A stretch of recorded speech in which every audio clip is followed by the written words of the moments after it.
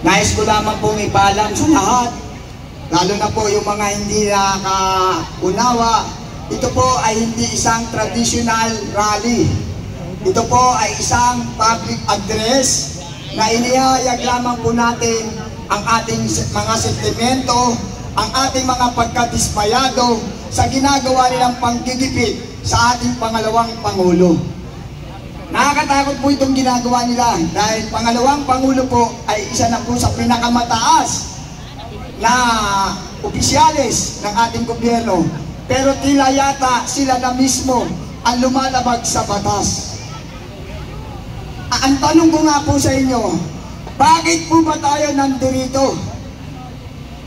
Ako may sariling dahilan kung bakit ako nandito. Ako nga po pala si Ferdinand de los Reyes, ex-OFW po. At member din po ng IPSB, Inday para sa Bayan. At dating ex-OFW po. Nandito po ako nakikiisa sa mga mamamayang Pilipino upang ipaglaban ang ating mga karapatan.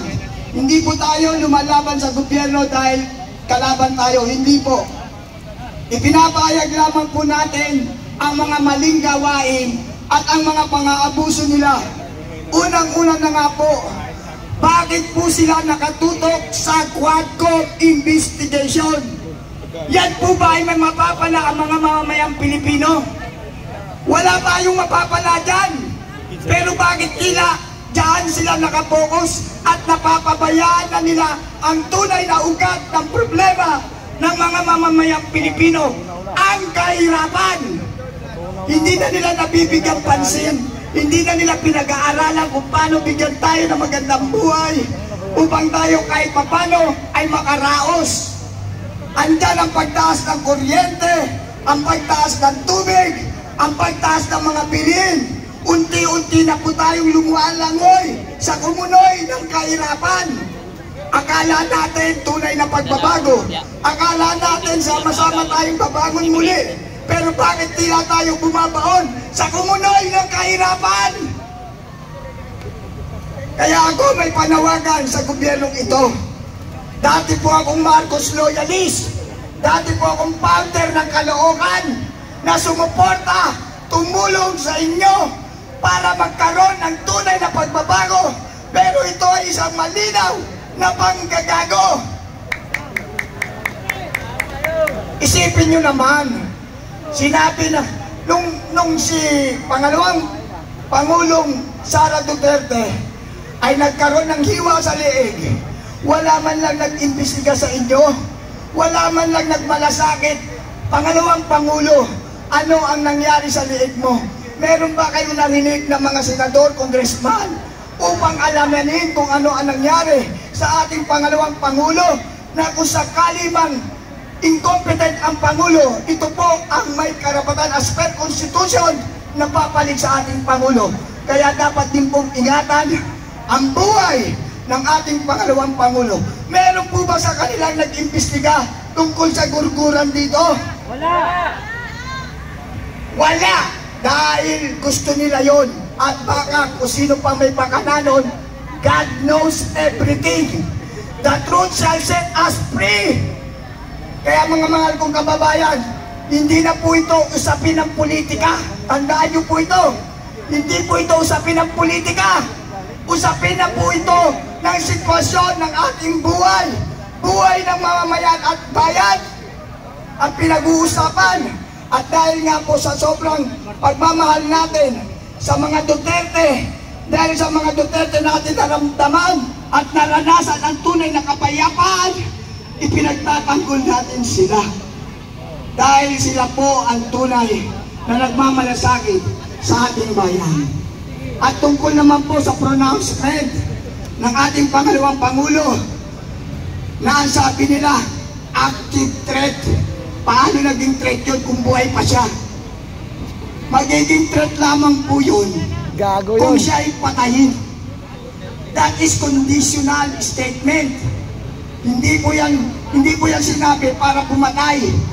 Meron pong kondisyon yan na kung sakali siya ay mawawala o may papatay sa kanya, may papatayin din yung kinausap niya. Yon ay mangyayari kung siya'y mamatay. Pero dapat, ito po dapat yan eh. Dapat ito ang ginawa nila. Inimbestigahan nila kung bakit nasabi ng ating pangalawang Pangulo ang statement na yun. Dahil sa totoo lang po, nakakatakot yung statement, pero yun po ay isang reverse psychology. Figure of speech. Sinabi niya po yun para kung sino man nag-threat sa kanya ay matakot at hindi gawin sa kanya ang banta na siya ay patayin. Yun po ang katotohanan dahil meron po physical evidence, dahil meron po siyang sugat dito noon pa. Pero walang nagmalasakit nga po. Kaya kung ako kung ako'y napagbantaan ng ganon, iingatan ko si VP Sara Duterte na kahit lamok walang kakanti sa kanya, dahil pag nawala siya, sigurado may mamamatay. Yun eh kung mamamatay ang ating pangalawang Pangulo. Yun po ang dahilan nun. Tapos, nakakalungkot isipin talaga lahat abnormality. Bakit ko nasabing abnormality? Ang isang convicted ay nag-imbestiga at nagpakulong pa sa isang abogada na professional to eh.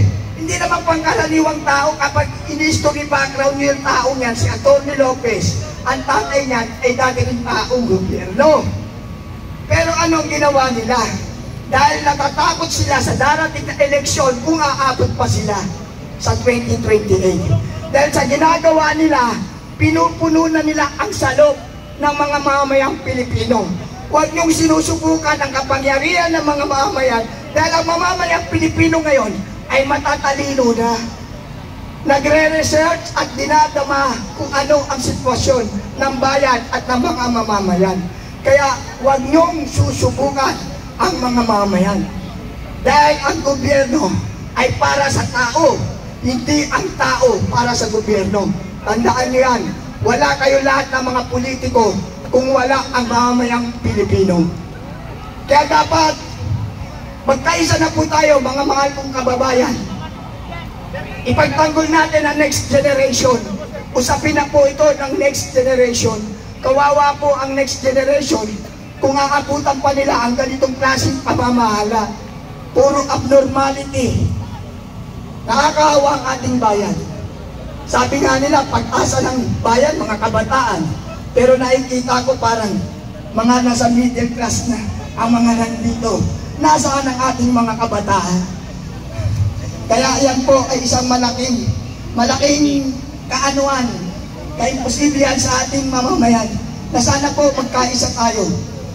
Maraming salamat din po sa mga OFW na patuloy na nagbibigay ng tulong pagkain, tubig.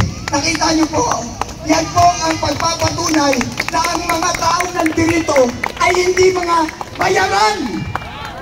Dahil umaasa lamang po kami sa mga assistance na mga taong may puso para sa bayan at mamayan. Umiiyak na din po ang ating mga OFW sa labas ng bansa dahil ang mga pamilya nila ay nasa Pilipinas at natatakot sila sa biglang paglaghanap uli ng droga sa ating bansa. Nag-aalala din sila, nag-aalala sa kanilang mga anak na napapariwara na dahil sa nawala na ang peace and order sa ating bansa. Napaka-importante po ng peace and order. Kaya nga dyan nakatutok ang ating Pangulong Duterte nung kanyang termino. Dahil kapag may peace and order, merong kaunlaran at may kapayapaan ang isang bansa. Kaya dyan po tumutok ang ating mahal na Pangulong Duterte. At maraming salamat nga po pala sa dating Pangulong Duterte. Dahil kung hindi po sa kanya, hindi po magkakaroon na Republic Act 11641, the Migrant Workers Act. Nagkaroon na po ng sariling kagawaran o departamento ang mga OFW, ang Department of Migrant Workers. Si Pangulong Duterte po, bago siya bumaba, ipinagkaloob niya po yan sa amin. Kami pong mga OFW ang humingi niyan, kaya nangako siya. At nung bago siya bumaba, ipinagkaloob niya po ang Department of Migrant Workers na supposed to be inaprubahan ng ating Pangulo, Department of Overseas Filipino Worker, binago lang ng mga buhaboy, ginawang Department of Migrant Worker. Pero nagpapasalamat pa rin kami. Kahit Department of Migrant Worker na hindi po kami mga migrant, kami po ay mga OFW. At kami po ang humingi niyan. Salamat po, Pangulong Duterte. Kayo po ang nagbigay sa amin yan. At nagpapasalamat din po ang buong OFW sektor na bago kayo bumaba, ibinigay nyo sa amin ang aming pangarap na magkaroon ng sariling kagawaran. Dahil nandyan po nakapaloob ang one-stop shop. Hindi na po kung saan-saan pa. Pero malaki rin po ang problema ngayon. Malaki po ang problema pa rin ngayon ng DFW. Dahil nga po, hindi mawawala ang mga buhaboy talaga. Kaya nga po dapat, magkaisa tayo. Ang Pangulong Sara Duterte ang dapat nang maging Pangulo. Dahil siya lamang po ang may karapatan at may pagmamahal at pagmamalasait sa ating bansa. Wala sa kanyang ante-ante. Nakita nyo naman, napakasimpleng Vice President. Kinakausap kahit sino. Walang appointment. Kausapin mo yan. Kakausapin nga yan. Ibig sabihin, may puso para maglingkod sa ating mga mamamayang Pilipino. Maraming salamat po. Suportahan natin ang ating pangalawang Pangulo. Walang iwanan. Maraming salamat po. God bless us all. Mabuhay tayong mga gising na Pilipino. Thank you, Lord. Maraming salamat, Brad Babayan.